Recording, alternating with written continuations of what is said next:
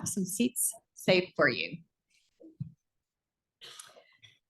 Well, welcome everybody to the unveiling of our 2023 Indicators Report, which offers an in-depth look at all the factors pressuring children, youth, and families in San Mateo County. I'm Terry Nagel of Sustainable San Mateo County, and I'm glad to see you here. I want to begin by introducing, it's not advancing. Yeah, try it. Maybe. Oh dear. What do you just, okay, great, sorry. I want to begin by introducing some very important people in the audience. So please stand when I call your name. We have former Congresswoman Jackie Spear here. And we have Mayor Flor Nicholas of the South San Francisco City Council. Okay. And let's hold our applause till all the rest of them are up, okay? So Ruben Abrica of East Palo Alto City Council. And from Foster City, we have Mayor Patrick Sullivan and Council Member Stacy Jimenez. Also Gina Pappen of the Millbrae City Council. Here she is, right? And we're also pleased to see representatives from so many local offices of our Congress people and our state senator and also Supervisor Dave Pine's office. So I want to also acknowledge our board members, our advisory council members, and the hardworking staff members who have been working full steam on this for some months. Please stand and take a bow.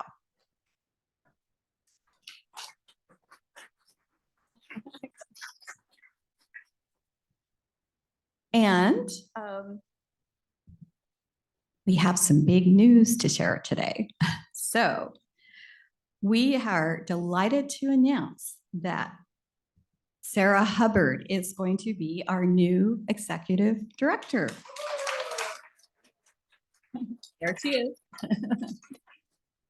She's been our program manager since May, and she's proven herself to be exceptionally well qualified. So thank you. Let's give her a big hand.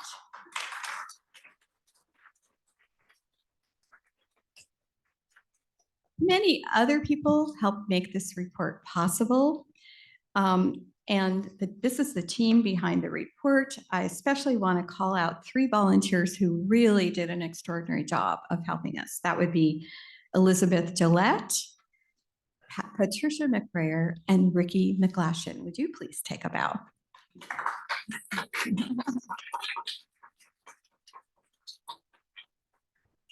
And let's give a big shout out to the sponsors of the report.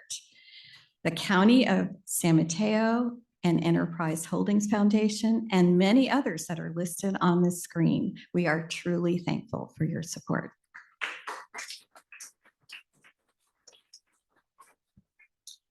Others we are indebted to are the many reviewers, contributors, and experts who helped with this project. You will also see them listed in the report.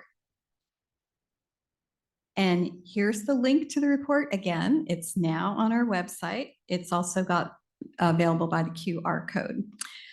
This is the 27th annual San Mateo County Indicators Report. Each year we take a deep dive into one critical issue and examine its impact and future implications for our county. Then we share the findings with local policymakers, nonprofit partners, and others like you.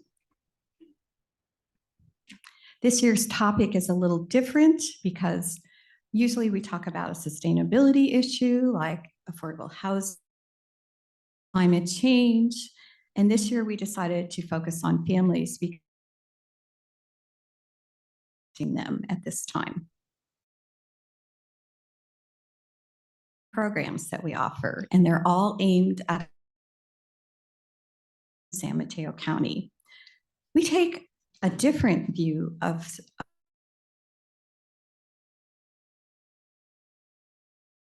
all 3 have to be in balance in order to have true sustainability. These programs offer 3 questions that I was always curious about. What is my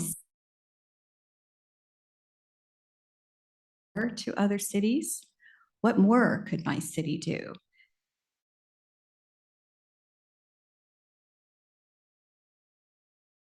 Sustainability dashboard answers the question, what is my city doing and how does it compare with other cities? So we track sustainability performance in all 20 cities and the county itself. And we believe that what gets measured does get valued. Our Sustainability Ideas Bank answers the question, what more could my city do? It shares more than 100 policies from all over the country that cities have successfully implemented to accelerate sustainability. We have 4 former mayors on our board, and we know that we can make positive change happen faster if we copy someone else's good idea. The Ideas Bank has been built with help from many interns over the last 5 years. And in the process, they have learned how to research, how policy works, and many of them have decided to make sustainability their future career. Our awards program inspires cities and others to do more. Our highly coveted sustainability awards and green building awards are presented to sustainability champions at our popular award celebration. Next spring will be our 25th annual award celebration, and we'll begin accepting nominations for awards next week, including a new sustainability award that we have been inspired to present because of so many young people who have been working in this area. So how can you help? I invite you to join us as a sponsor, a volunteer, a partner, or a donor as we work to make San Mateo County a model for the rest of the Bay Area, the state, and the entire country. Let's prove that it's possible to have prosperous, healthy, equitable communities that are also sustainable. We owe it to our children and to future generations. And now I'd like to introduce the program manager for the indicators report, Simona Valona, who will present some findings from the report. So welcome, Simona.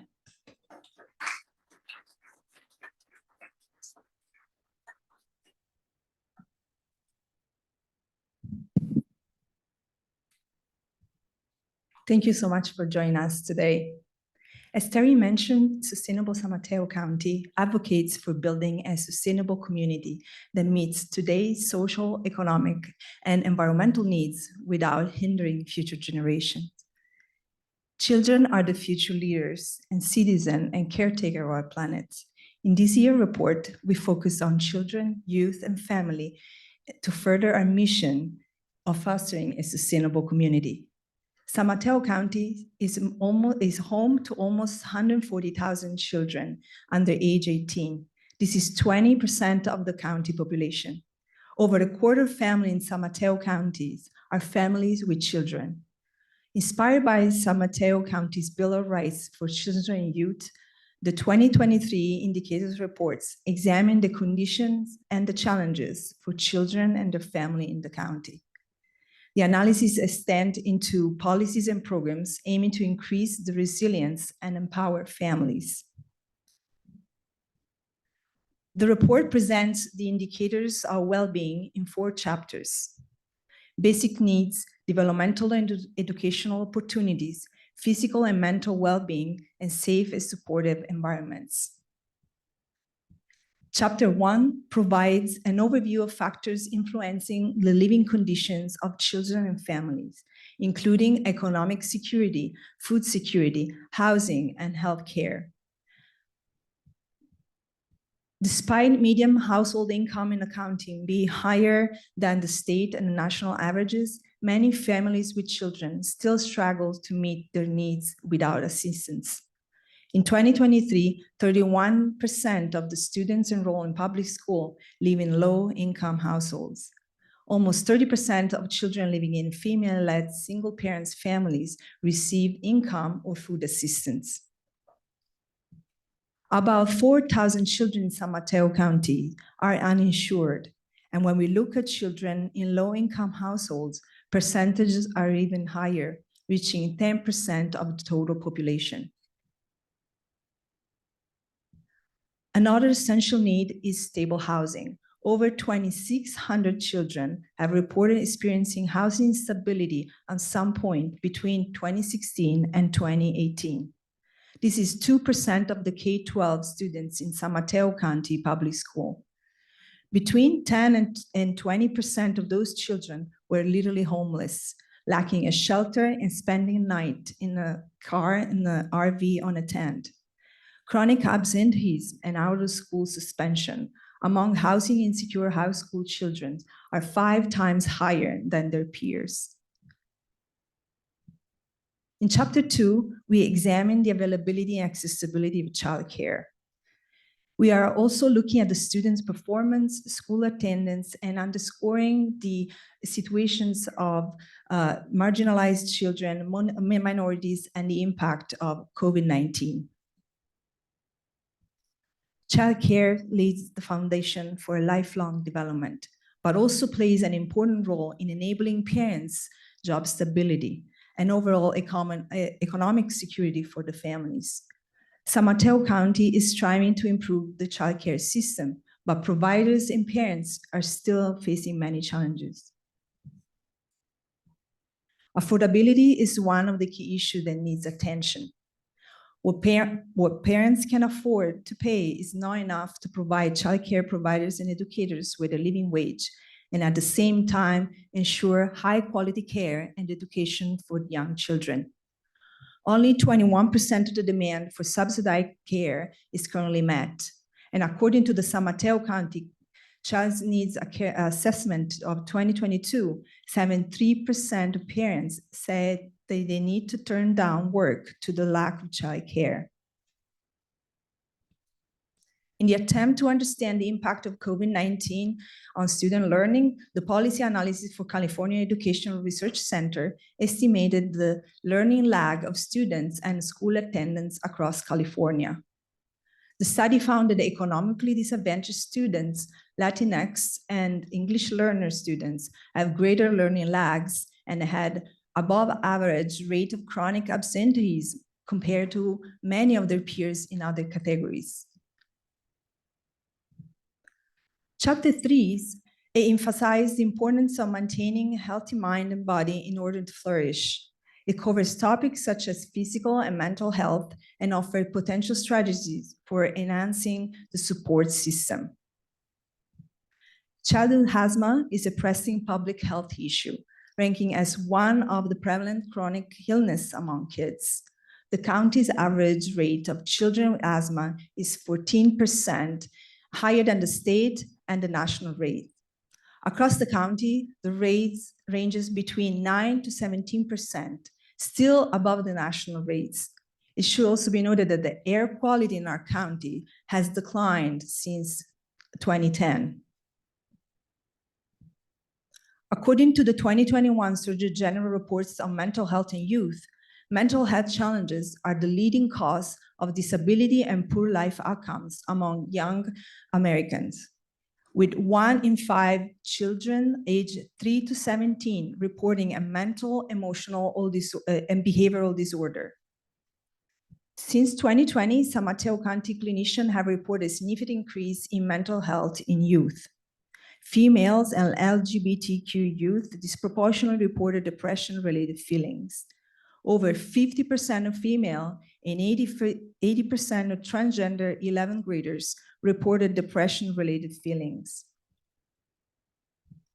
Lastly, Chapter 4 covers the challenges that shape the environment in which children and youth learn, play, and grow, thereby influencing their overall development and well-being.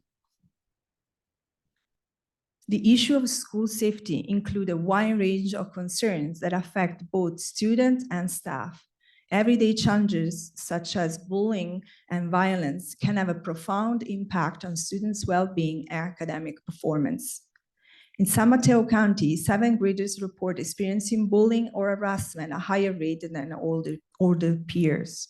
Almost 40% of female students report being victims of bullying or harassment. The impact of climate change on the planet weighs heavily on the minds of youth. In 2021, a global study assessed climate anxiety in youth, including young American people. An astonishing 83% of participants responded they think people fail to take care of the planet. And 64% thought the government were not taking seriously their concern and were not doing enough to avoid climate catastrophe.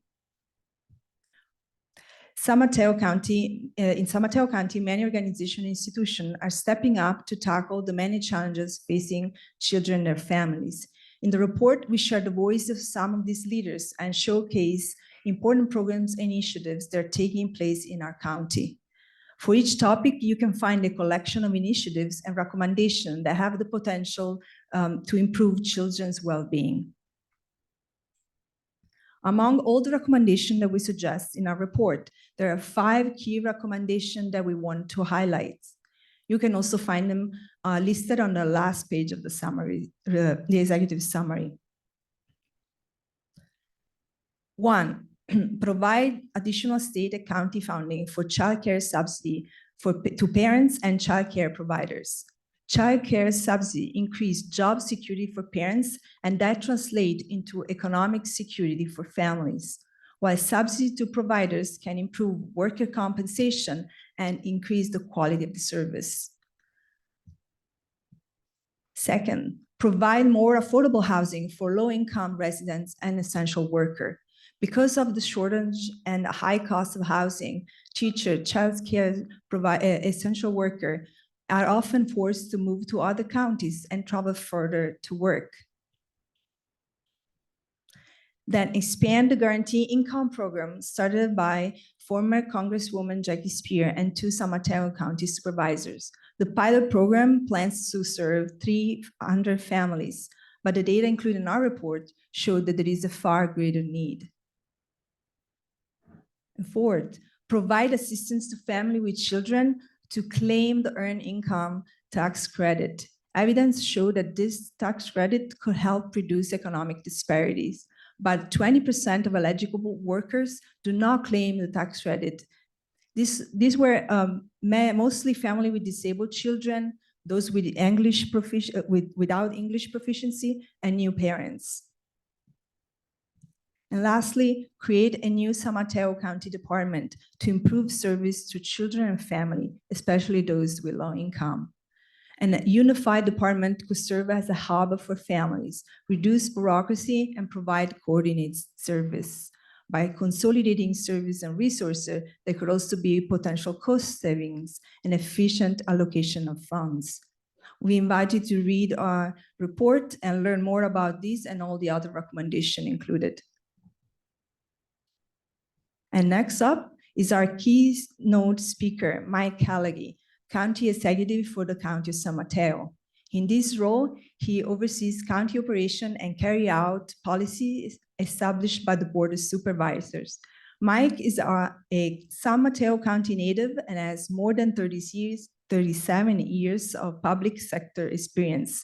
Before joining the county, he spent 29 years with San Mateo Police Department. He has made ending homelessness a key priority for the county. Here's Mike.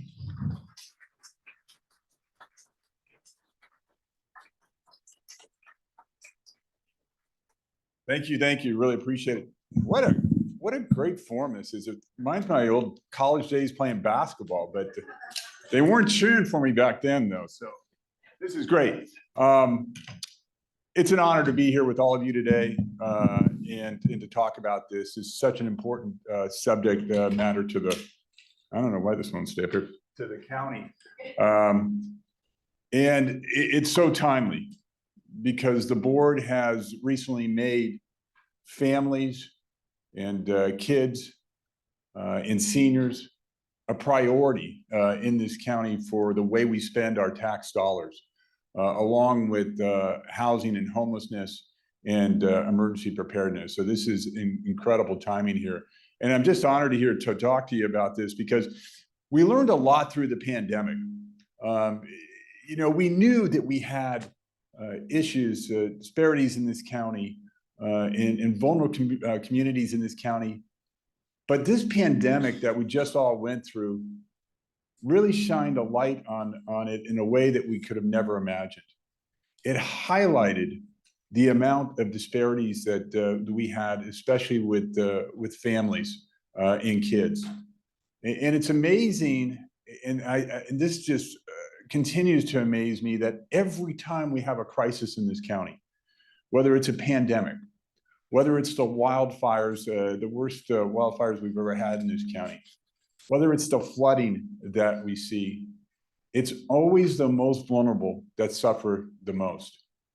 And it really struck me on the flooding recently that we had this last winter. In the low-lying areas along the freeway, the mobile home parks that were impacted to an incredible degree.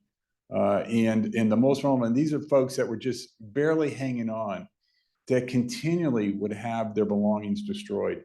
And it's just, you look at the wildfires where the farmers, the laborers that work the farm workers, didn't have the money to go out and get a hotel when they were displaced. They didn't have the money to replace the things that were lost.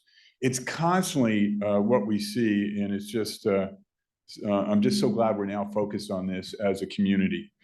So let me talk to you a little bit about what we're faced with in this county, and there was a great summation there, really about all the disparities that we're seeing. But let me bring it home to you a little bit more, and talk to you about food insecurity.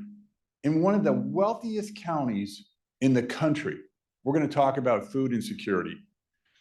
I think you'll be surprised about some of these facts as we get a little granular here.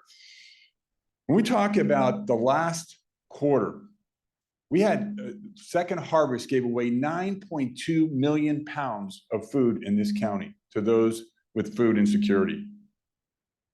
130,000 people, 40,000 of those with kids, 30,000 seniors. These are kids that are waking up hungry in this county every day and going to bed hungry every day. Let's talk about the medical aspect of it. We have over 90,000 people in this county that qualify for Medi-Cal. We serve over 160,000. That's 1 out of 5 people in this county qualify for Medi-Cal. CalFresh, which we've heard, Jackie Spear talk about in that wonderful poverty summit that we had. We have over 20,000 people on CalFresh, and we know that there's many, many more out there that are eligible, and we're going to be working on really getting out there and making sure that everyone who's eligible gets the benefits that they deserve. But do you know what it takes to qualify for CalFresh? It's unbelievable.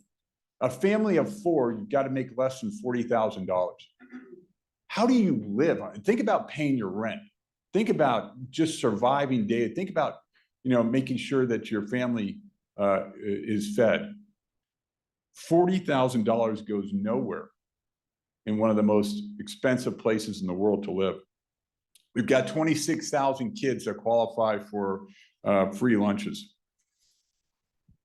We've got 109 families in our homeless shelters right now, with representing over 400 people.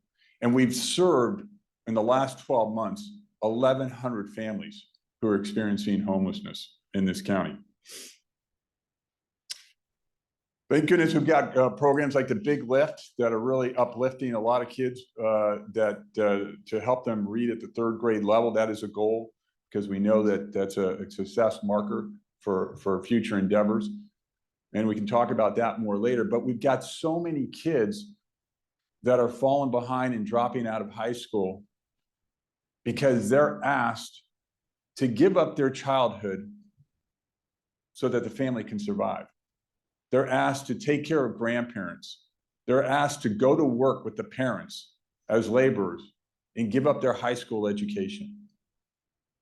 in this county. That amazes me.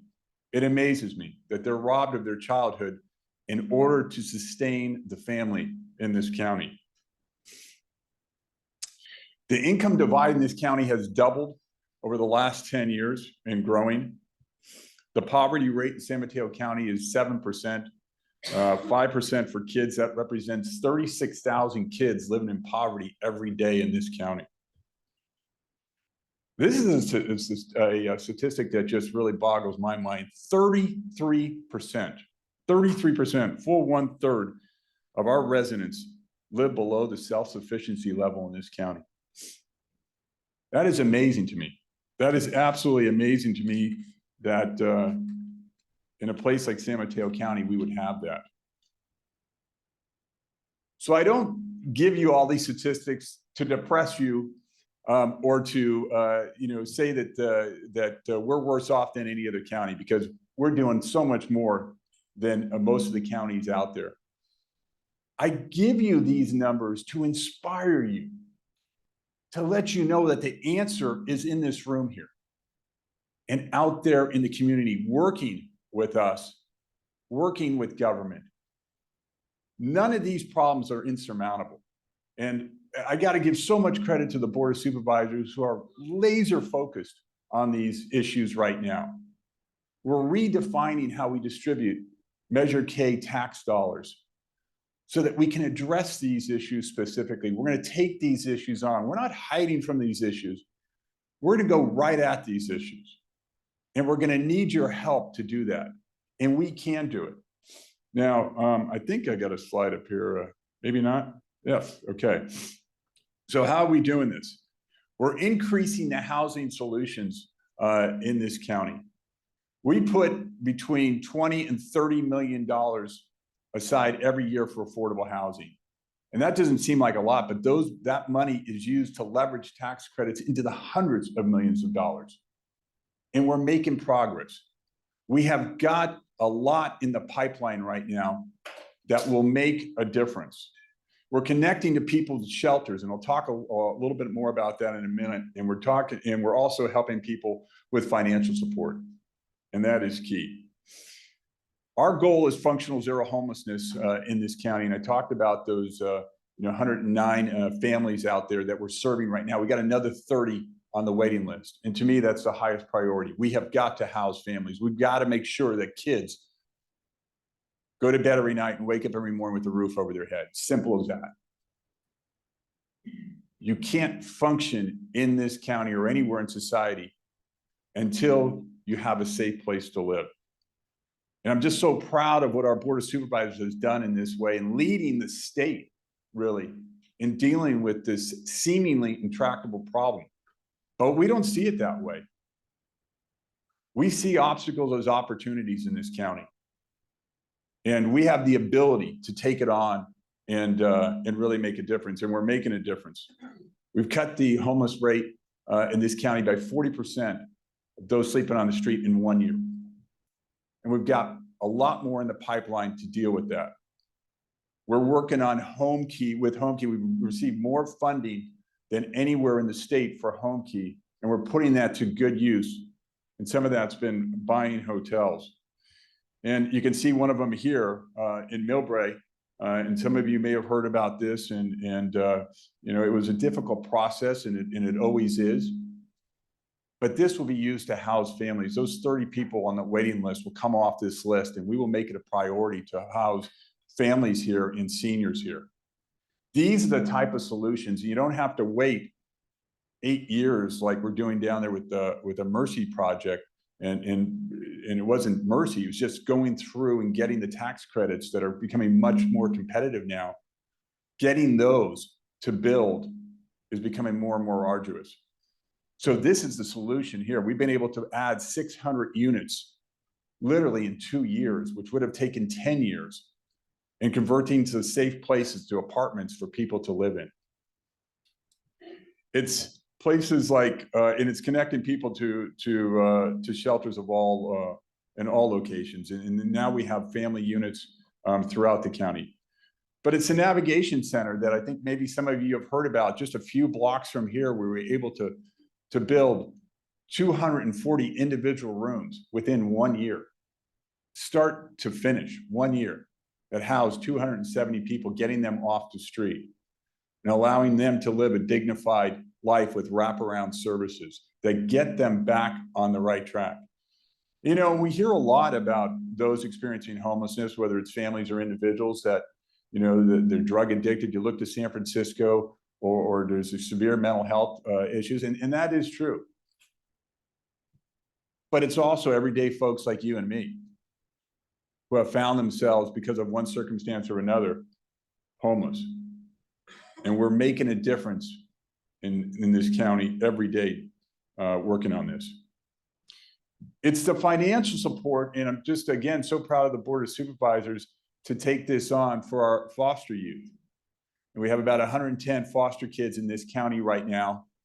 And we're going to start a program here where we're going to give them guaranteed income, $1,000 a month, for those that are between 18 and 22. And imagine the lives of these foster kids, how difficult it is for many of them to go through that foster care process, from one foster parent to another, well-meaning people, but not a substitute for your real parents, who then traverse high school and all the things surrounding high school by themselves, and at 18 years old, they're asked to go live on their own. There's certainly still some support in the works for them, and, you know, through the state, but virtually on their own. So the board has stepped up and said, look, we're going to guarantee an income for these folks of $1,000 between 18 and 20, so they can stabilize, so they can go to school, so they can get the housings, they can go to trade school, so they can get the counseling, so they can get the resources that they need to be successful. These are the type of programs that we continually need. We need to deal with the issues in society, and it's amazing in the role I'm in that I get to see it come from all levels. You know, the homeless problem is for those experiencing homelessness, comes from so many different entry points that we're trying to plug. And you think about even domestic violence of those who become unhoused because of the situation they're in, or the kids that have witnessed the trauma and suffered the trauma as a result of seeing domestic violence in their household. We are doing something about that. The Board of Supervisors allocated money to remove guns from homes to ensure that the guns are removed. We're also, for the first time, and I think we're one of the first in the state, if not the first in the state, to mandate counseling for those kids who are in the household of domestic violence, because we want to stop that cycle of violence by giving them the opportunity to talk about it, so it doesn't manifest itself in different ways. These are the type of things that we can do as a community. And like I said before, that is the beauty of bringing us all together, knowing that, you know, the government side, the private sector side, the volunteers out there, the CBOs, all of us can work together and really, really fashion solutions to very, very difficult societal problems. None of us in this room created these problems. So we have a choice. We can let them continue and kick the can down the road, or we can band together, we can work together and really, really come up with solutions. And I say that that is where the smart money is. That's what we can do together. And I just so appreciate all of you being here, learning more about this. Jackie Spears' conference, the summit, was enlightening. Had an opportunity to talk to Matthew Desmond, the expert on housing and families, and learned so much from him and what we can do. I think that because of those type of conferences, because of these type of meetings, the focus really has shifted to families and kids. And I tell you, that's an investment that'll pay off for a lifetime. So with that, Terry, I don't know if you want me to take some questions, or if you want to move on to the next speaker. Perfect. Perfect. Well, thank you very much. I really appreciate it.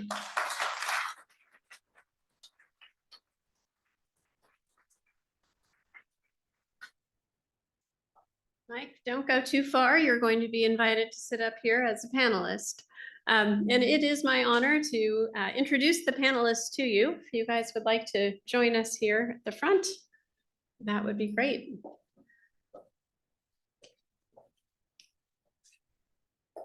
We have with us today Heather Cleary. She's the Chief Executive Officer for Peninsula Family Service. Give a wave.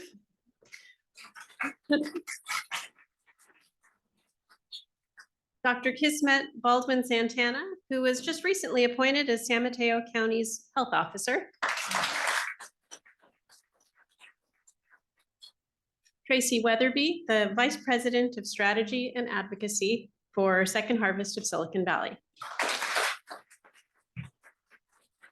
And you've all been introduced to Mike already. So as you heard from Simona's presentation and what Mike said, the services that children and families need to lead sustainable lives are broad. And we brought together these panelists because they represent such different sectors of society, whether it's healthcare, childcare, education, housing.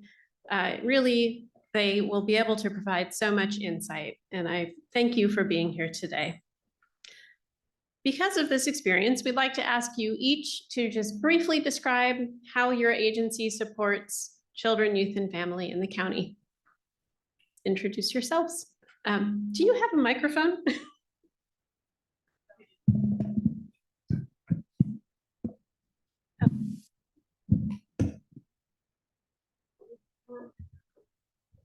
Guys will be sharing. Would you like to start, Tracy? Sure. So I'm Tracy from Second Harvest of Silicon Valley, and I see in this audience many people that we work with really closely, both from our governments and from our partners, because we work with people like Heather's agency. So we are the food bank for Santa Clara County and San Mateo County, and we have over 400 partners who help us distribute food to the community at over 1,000 locations. And so for most people who are getting food to people, groceries in particular, although some of the meals programs, they're getting the majority of that food from us for free. So we're kind of like the wholesaler for food assistance in the two counties. And what we've seen happen during the pandemic, as Mike and Heather well know, is need doubled. You know, we are serving twice as many people as we were before the pandemic. It briefly went down last year, and then inflation hit. CalFresh benefits declined, and now we are serving just as many people as we were during the pandemic because families are really struggling. And one of the things that we always note is that there is no such thing as a food insecurity measure that is disconnected from all of these other factors. Food is one of the first places that people can actually start to economize so that they can maintain their housing, so they can pay the childcare, so they can continue to work. So, you know, the interesting thing about food is people often want to kind of silo it off and say, tell us the food insecurity rate. But it is tied entirely to the cost of living here and whether people are able to afford to live here, because food is going to be one of the first places they can start to manage their budgets without ending up on the streets. And, you know, we are really finding that it's very challenging right now. The county has been incredibly generous during the pandemic as we've had federal funds and ARPA funds. But we're not seeing the need go down. And given the inequality in these counties, we don't expect it to anytime soon. And so we're really looking to the community and the government to help us figure out how to create a sustainable base of providing this assistance to people. What we find is that people don't know that pre-pandemic, 95% of our funding was private, although people treat us as a kind of quasi-governmental agency. It went as high as 10% during the pandemic, but we think there needs to be a more systemic solution to making sure this all fits together. So I think that's an introduction. I'll pass it on to Heather. Thank you, Tracy. I'm Heather Cleary with Peninsula Family Service, and what we do is provide tools and support to children, families, older adults, individuals. We have a suite of older adult programs designed to reduce isolation and loneliness. We support them with employment opportunities. We've got financial education for all of our individuals in this county. And we are best known for our 8 early learning sites in San Mateo County. They are full day, full year, designed for working parents. And we are in the process of expanding and adding 2 new early learning sites just for infants and toddlers, because we know the need is so great. And we found some opportunities working with our government partners to provide facilities and do so. So right now there's an opportunity at the state to do more of that. If any cities are interested, talk to me after, because it's all about, I think, bringing dollars into our county to serve our people. And those dollars can come from everywhere, including the county. Thanks, Mike. Hi, I'm Kismet Belvin Santana, and this has been a really great opportunity. I just want to take a second because I'm writing down furiously all of these other, organizations and what is available in the county. This is a nice way to get acquainted with that. But I mean, for health, I'm going to talk about health as a whole, the whole department, and it's surprising. Some people may be surprised that most of our programs and our divisions and certainly the medical center touch children, families in different ways, anywhere from communicable disease intervention. We are interested in what's going on with children and their families, all the way to, behavioral health, of course. But we do have a division, Family Health Services, that is their, pretty much their major focus is maternal, child, and adolescent health, and ensuring that families in this county are getting what they need to thrive. And some of the programs, just to highlight, are our nurse home visiting, which is an evidence-based program where it's a preventative intervention that is designed for families that are overburdened and are at higher risk for things like adverse childhood experiences.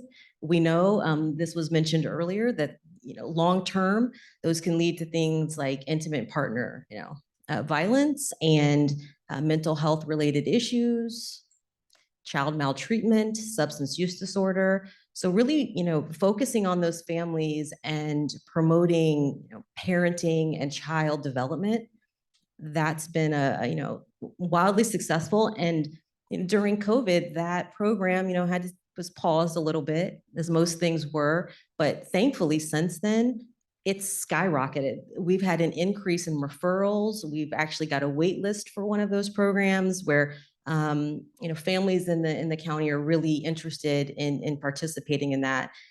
Of course, I think most people know about WIC, Women, Infant, and Children's Program, providing nutrition education, breastfeeding support, food sometimes, and also connecting these families to community resources.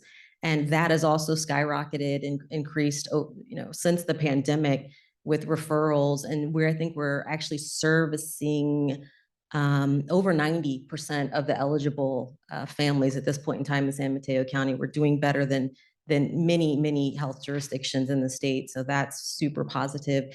Our medical therapy unit, they're actually out there in the community, often based in schools around the county, and they're providing occupational therapy and physical therapy to children who have, things like cerebral palsy or other things that require, that extra help. And so they don't have to go, to a physician or to an outpatient clinic to receive those services. They can get them right there in the community.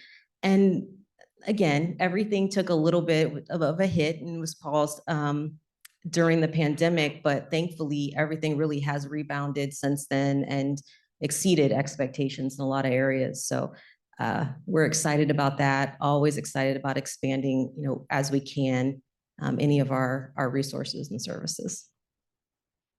Thank you. Mike, would you have anything to add to your presentation? Just that it's a joy to work with these 3 women. I got to tell you that Tracy's just been incredible to work with. Really never says no, and we asked so much of her during the pandemic and even after the pandemic. And certainly Heather, we've got such a long relationship with Heather in all that she does for the kids. And then for Kismet, it was like, searching for this impossible position right after the pandemic. There were really very few health officers, and it was like winning the lotto, finding Kismet and bringing her to San Mateo County. But we play, really the county's role is really the overseer of services through the nonprofits that really play such a critical role in everything that we do. And then through the Human Services Agency with our families and children section, really making sure that our kids grow up healthy through health. Also, we spend $1 billion on health in this county a year. And we're really focused on kids and making sure that they have that healthy start and the ability to grow. But there's really a never-ending need there. And like I said, if we're going to make an investment, to me, the best investment we can make is in our kids. And I always say this, that the childhood is precious and fleeting. Once it's gone for good. You don't ever get to relive your childhood. So I think we've got to try to make it as safe and productive and healthy as possible while we have them for that limited amount of time, because it really shapes the person that enters society later on in life. Thank you. Now, the data shows that families' needs really changed with the COVID pandemic. Each of you guys also mentioned COVID in your introductions. I'd love to have you delve a little bit deeper and talk about how your agency's activities and supports have changed as a result of COVID, maybe what things you're going to keep and what you might do differently in the future. Maybe Heather could start. Yeah. Thanks. Great question. So we shut down when everybody else did, and we were fortunate we were able to reopen in June of 2020. Our classrooms were half the size. Our food was individually served. There was no more family style meals. Half the kids were in distance learning, which meant their parents couldn't work. And the staff were really stressed. Since then, we've slowly reopened.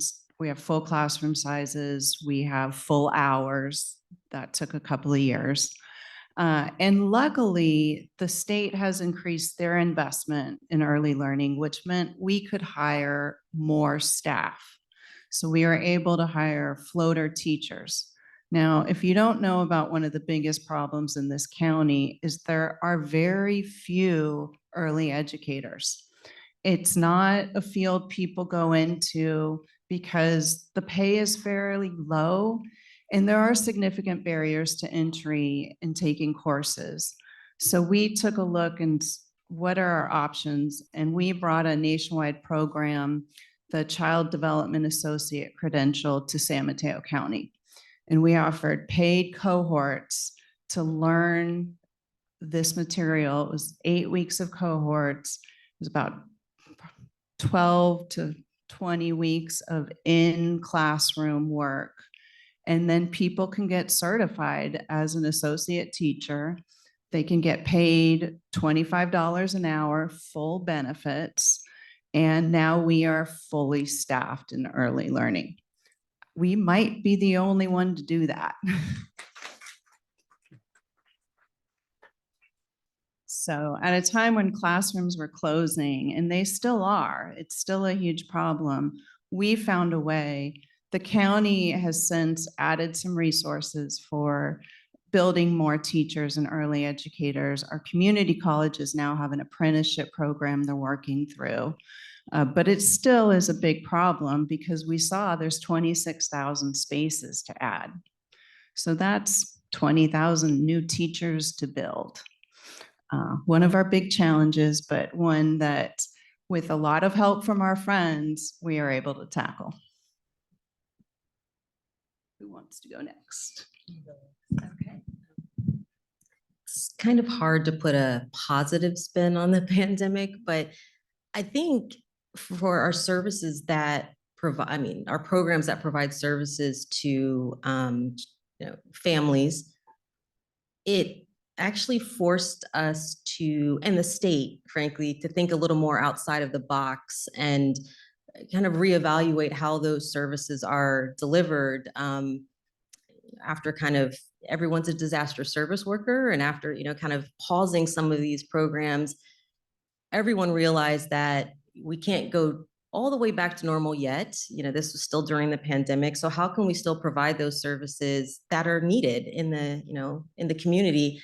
And that's where, we branched a little more out into telephone and virtual, and that route where most of, the services and resources were, it was in person. And so how do we adapt to that? And I think we did a really good job. I think everyone did, trying to be flexible and how you work and reach people when you can't be in person. And that actually ended up working out well for us, I think. Some families really took to it. They loved it. They still want to do virtual visits. And so we are allowed to continue that because that's a flexibility that the state allows now in those programs. But as soon as we could, we did move back to in-person, especially for the families who really, really wanted it, or, the staff felt it was best for that family. And so we've done that too. So we've got a little bit of a hybrid, and that's, I think, expanded our ability to take on more clients and really serve the community. So that's kind of a positive that came out of the pandemic, if you can think of any. And I also think that with that spotlight that was shown on, inequities and disparities, it really did move a lot of local governments. And I think that this was already happening in San Mateo, but a lot of local governments, state, and even at the federal level to, recognize that we really need to, put resources into decreasing those disparities. And a lot of that is in the programs and services that are, delivered through health. And so that's been a nice outcome of the pandemic as well. It probably shouldn't have taken a pandemic to realize that, but we'll take it and try to keep expanding that way. It was hard on the staff because they take their work personally. There's a lot of dedication. They are, they want to give the best and help out their families that they're working with the best way they can. And it was difficult pulling away. It was difficult, shifting. Some of them took that, to heart quite a bit. But everyone, I think, has gotten on board with, finding new ways and still being able to provide the services and the care that we do. So I think we're starting to rebound, and I think there were some positives in that. So everything changed for us during the pandemic. If you looked at pre-pandemic, we had 3 warehouses. We had volunteers at a couple of them. It was primarily corporate groups and elderly folks who came in on a regular basis. We had moved to farmers market distribution of our food. Over 50% of what we provide is fresh produce. And so we, which we capture from farmers, donated product that we're keeping out of landfills. And so we had moved to a place where people could pick the food that they needed, culturally appropriate. We never shut down, but we had to change everything we did for everyone's health and safety. All of our volunteers left. So we ended up for about a year with 150 National Guard in our warehouses, helping us sort and pack food. That transitioned over time to the San Jose Conservation Corps. And we started a lot of large drive-throughs. We started boxing all the food. So, it was just this mad dash to change absolutely everything. And now we are trying to move back to more client choice. Although we still have a lot of large distributions, it's very hard to implement client choice when you're serving 1,000 people at a single location. So we still have a mix. All of the San Jose Conservation Corps, National Guard are long gone, but we've been able to double the number of volunteers in our warehouses. So we're really grateful to the community. And we are now operating across 4 warehouses, which is massively inefficient. So we're in the process of trying to have a capital campaign to build an integrated facility in San Jose that serves both counties. We have a small location in San Carlos that, someday we hope to upgrade, but first we need that big centralized facility to make that efficient. So we are trying to move back and adjust all at the same time. I would say one of the real silver linings for the pandemic for us is more on the advocacy side. And that is pre-pandemic, we were big proponents of universal school meals. This whole notion that you have to qualify to get a free meal at school. You don't have to qualify to get a textbook. And all of these things are based off federal poverty limits, which have nearly no relevance here, right? The federal poverty limit is ridiculous here. And so there are all these kids we knew needed the food and couldn't get it. And so we'd been advocating for that. We had a bill with Assemblymember Berman in 2018, got defeated. But one of the things that happened during the pandemic is the federal government started feeding all the kids all the time. And people started to be able to grok that notion, like, why aren't we feeding all the kids? This is crazy. And so, we were able to contribute data from these 2 counties where we'd been doing data matching and a lot of work to the state effort. And California became the first state in the country to make universal school meals permanent. So every child in California can now get breakfast and lunch at school. And I think that's so important for food security, but it's also important for community building. We want to break down that, not like those are the free and reduced kids and those are the not reduced kids. We want to have communities as we have this. And I think there are more potential advocacy wins in the future at both the federal and state level. We'd love to see CalFresh benefits increase. There's now an effort to change the federal poverty limit. I'll just speak really loudly because this apparently has died. So, I think that there's a lot. California's been a great state, for instance, Food for All, which is an effort to provide a CalFresh-like benefit to immigrants and undocumented immigrants who don't qualify for CalFresh. So there's a lot we can do, and we're really big fans of the systemic solutions that are going to help everybody and lift all the boats in our community. I would say for the county, there was a real epiphany, a real eye-opening experience during the pandemic that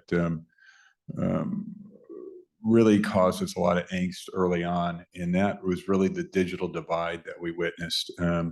It was unbelievable to really understand how many kids didn't have access to the internet, how many kids didn't have a computer to work on, and how isolating that became when everything went remote, when it was all about remote learning. And there was a real urgency because of feeling that these kids were falling behind and would be damaged forever because of that learning void there. So there was a real urgency to pull together, and we did with the school districts and the cities, and we created a network. And certainly the libraries played a huge part in that also, in trying to get out hotspots and notebooks and building networks really overnight to ensure that everyone had equal access to the internet. And it's a matter of dumping. It's all about money, right, at that point in time. And we quickly put in $6.5 million to try to build that network out.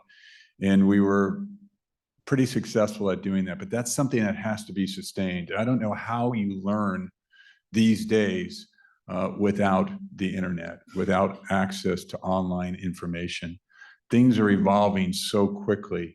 I was amazed. I went back to my old high school here in San Mateo County and at Sarah High School, and I was amazed to see that they removed the lockers. And they said, Mike, we don't use books anymore. It's all computerized. And I said, wow, it's amazing how things have changed and they can continue to change.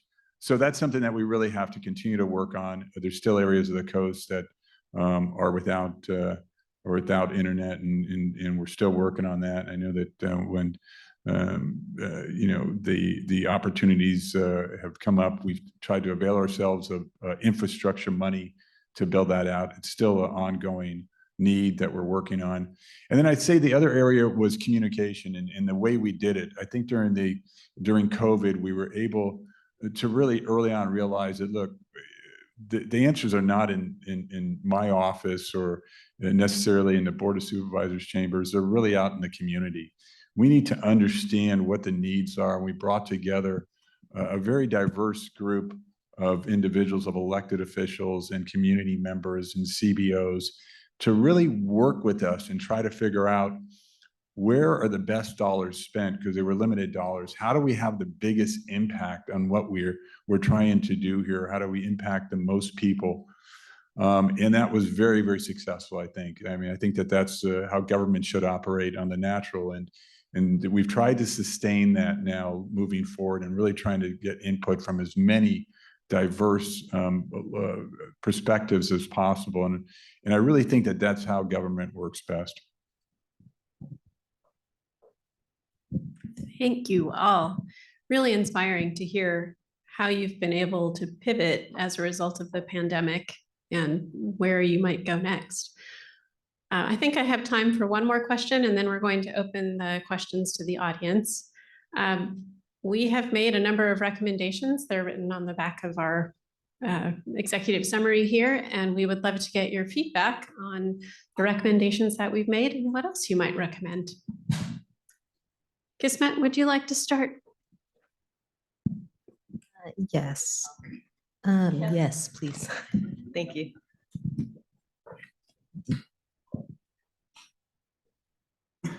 Well, I mean, I can easily start with the first recommendation, providing additional state and county funding for childcare subsidies to working parents and childcare providers. From the population health or health and well-being side, I think it's been proven over and over again, and it's become a key issue that's raised annually when we're looking at it, that affordable quality childcare is a major issue and concern for people in San Mateo County, in the region, across the state. I think nationwide, this is an issue.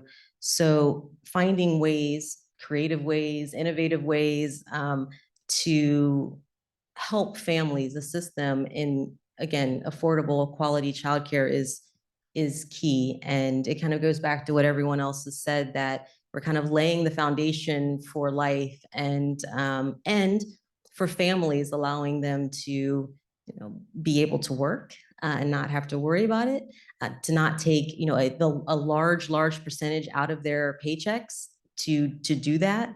Sometimes it's almost cheaper to not work and provide your own childcare, and that also puts pressure on the family when there's a caregiver that's unable to work. So I think this is an interesting, recommendation. I'd love to hear more about it in the future and how that would work and how that looks, but finding ways to address this topic it seems like kind of a no-brainer. We have to do something about it. Thank you. I agree with all 5 of these recommendations. We certainly need more service. We need more housing. I know that there are people at Peninsula Family Service included in the 109 homeless family count. I'm so excited about the guaranteed income. I think that's going to be a real makes a huge difference for those families receiving it. And it's a good reminder for Peninsula Family Service about the EITC, because we can help people, our families, get that. But number 5 is my personal favorite. Sure, that won't be a surprise to some in the room. You've heard a lot today about the individual services that the county provides, whether it be childcare, whether it be home visiting, whether it be guaranteed income, food supports, housing supports. But we don't have a central location to put all these services to make sure everyone's getting a warm handoff. To go from the hospital to your first education facility and care, to your first pre-K classroom, through your school districts, into the community college. Our families touch the county through that entire journey, but they're touching different pieces, and they're touching different pieces of the nonprofit world as well. And if we could harness that journey and take the immense resources we are allocating to that journey and looking at it as a arc and not a siloed segment of funding dollars. I think that's what a chief children's officer and a Department of Children, Youth, and Families could do in this county. So that's where I'm excited about. I completely agree. And the more we can integrate and work together, the better. I love all of these recommendations, and I really appreciate the focus on foster youth because we know how incredibly difficult it is for them. And then I think continuing to keep our focus on basic needs, food, housing, childcare. I think those are super important.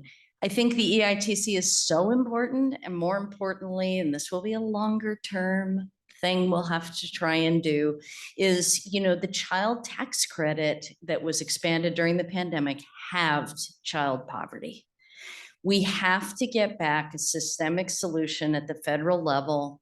It's a little hard to envision just at this moment in time, but I'm sure, as Congresswoman Spear knows, things change and they can change over time.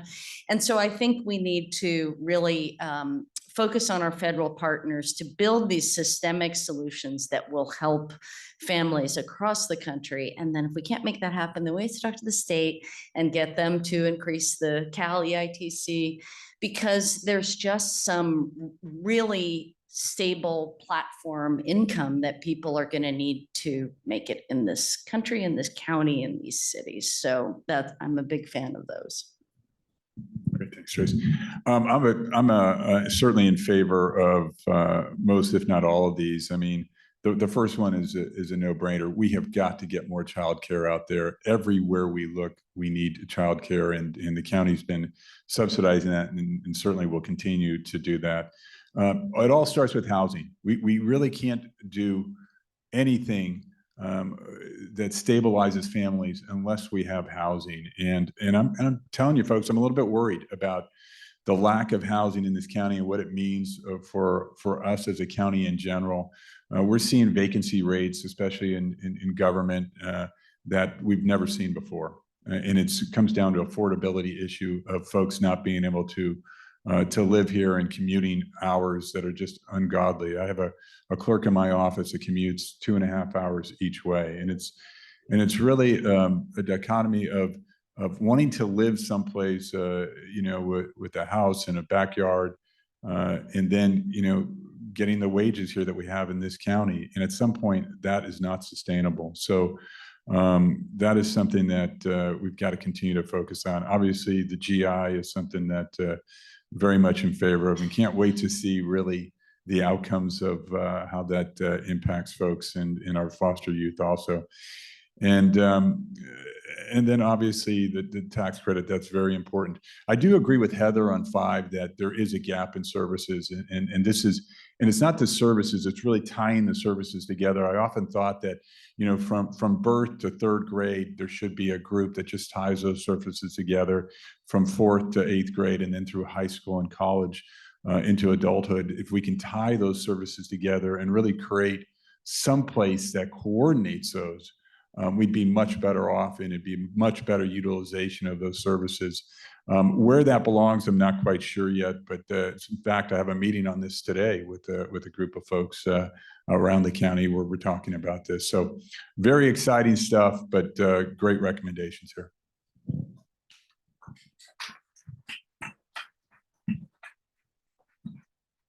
First, I want to apologize. I didn't mean to say all the other recommendations weren't good. I just kind of singled in on that one. But number 5, I think, is interesting.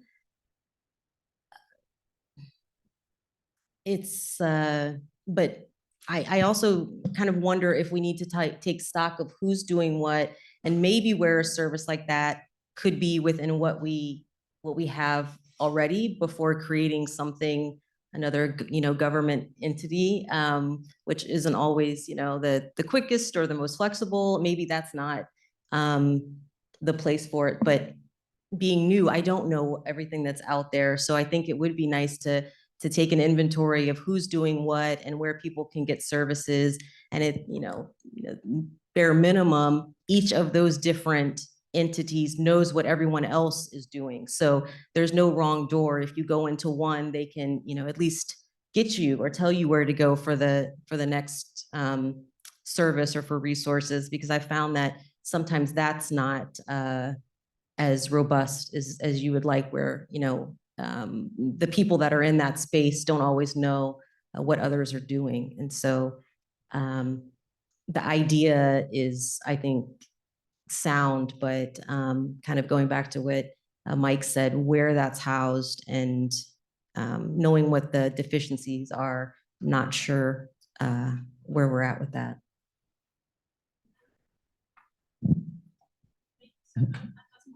Thank you so much for adding that. I love that we are actually starting a real dialogue here around some of these kind of thorny issues. I think we have time for just one or two questions from the audience. Is there anyone who would like to put something? Diana, right? Yes, that's right. Diana Reddy, former vice mayor of Redwood City. To my great socks. To Dr.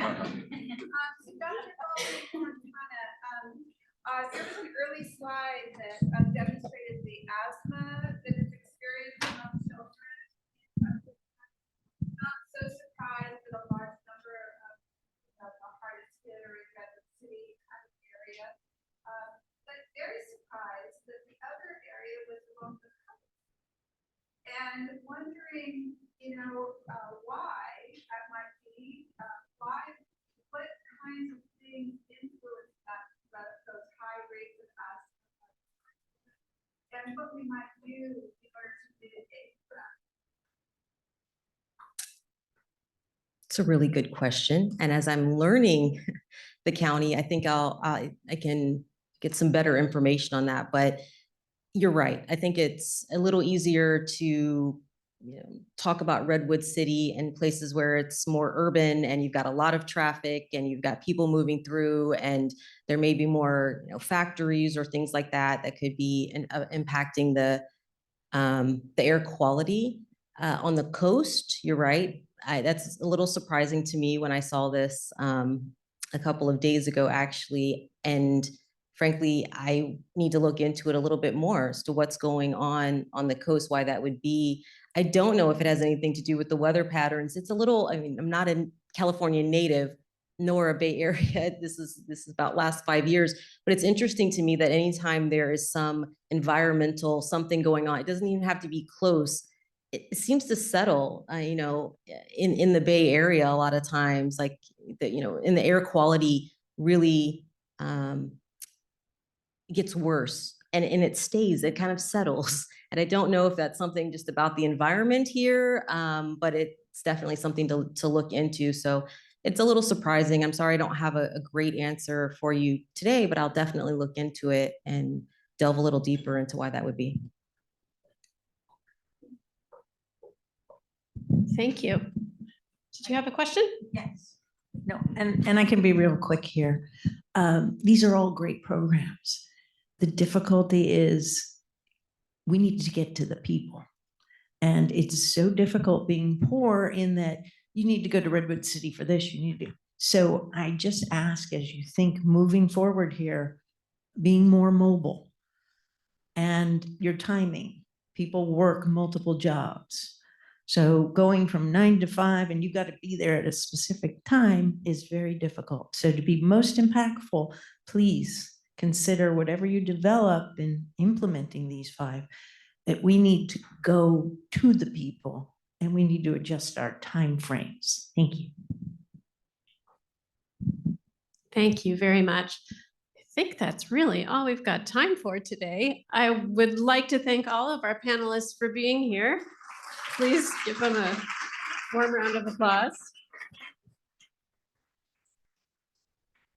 You can go back to your seats.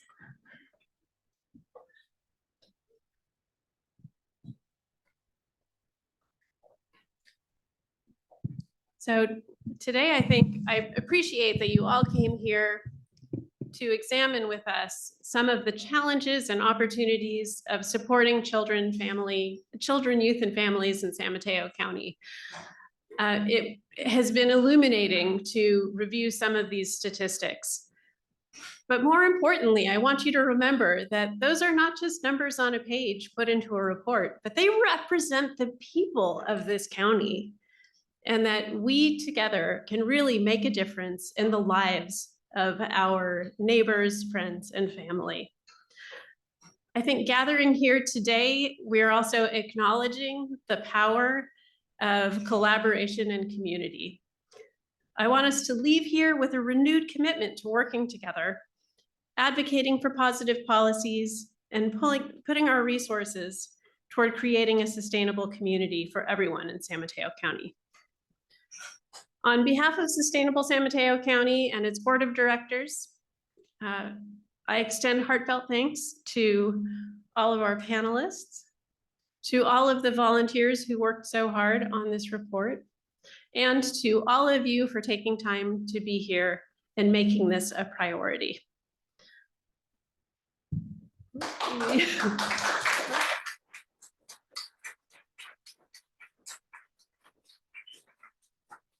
Not to bombard you with QR codes, but we do have resources for you. The full report, all 160 pages of it, is available now. We also encourage you to support SSMC, and we will be sending out a survey later tomorrow, and we would love to get your feedback on this program. Thank you all so much for being here today. Enjoy the rest of your day.